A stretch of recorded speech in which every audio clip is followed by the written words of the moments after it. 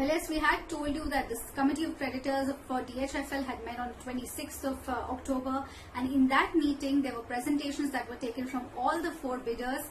So we have found out further details exclusively here on ET Now, and what we are understanding from sources is that Piramal Enterprises had said that they're open to exploring the opportunity for bidding for the entire company. So this is going to be an important turn that comes in the bidding process if it is allowed.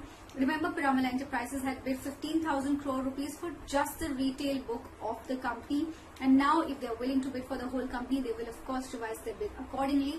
But what we have also understood is that the COC is set to be deliberating on whether this can be allowed at this stage or not, because the COC and the RP, the administrator rather, they are not really in favor of extending the timelines or deadlines for allowing Piramal to change their bid at this point in time. Now, the other details that have emerged is that even Oaktree Capital made their presentation. Remember, Oaktree Capital's bid is at around 28,000 crore, is the sole bidder for the entire company. But Oaktree Capital's bid includes 12,000 crores in upfront payment and 16,000 crores in NCDs. So what we're understanding is once they made their presentation in the meeting, the lenders have clarified that they would prefer upfront payment. They have told Oaktree Capital that the bid is not up to their expectations and they want it to be revised. Apart from that, Adani Properties details of the bids have also emerged. We understand that they had given 2 bid options. One included upfront payment of 1,500 crore rupees, and another one was a mix of upfront payment and security receipts, and it totaled to 2,250 crore rupees. Remember, Adani Properties has only bid for the wholesale book of DHFL.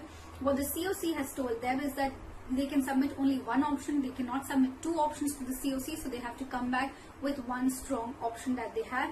And SC Lowy as well, the bid amount has emerged as 1,550 crores for the wholesale book. Both SC Lowy and Adani Properties have said that if they are considered as the eligible bidder for the wholesale book, then they will also consider bidding for the SRA book of DHFL. But the COC is not really open to this condition that has been put forth, so they have said that this should be done away with. So these are the details that we have gathered. Remember, 31st October is when the bidders have been asked to submit revised bids. So we will have to see what happens, whether any of these bidders are willing to submit revised bids. And if Piramal Enterprises is allowed to submit a bid for the entire company, then that definitely changes the dynamics. Then there are 2 companies, Oaktree Capital and Piramal, which will be bidding for the wholesale book, making it really easy for the bankers to be able to decide between one of these 2 bidders.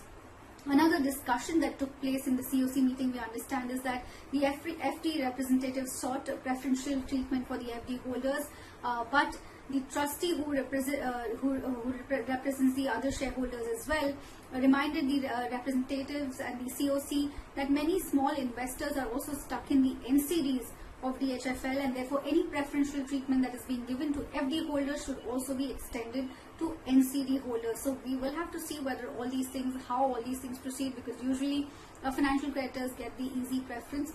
So whether the FD holders and NCD holders get an equal preferential treatment as well. Very importantly, 31st October is the date we'll be watching out for on whether any revised bids come in, and how much higher are those bids from the already existing bids that they have submitted.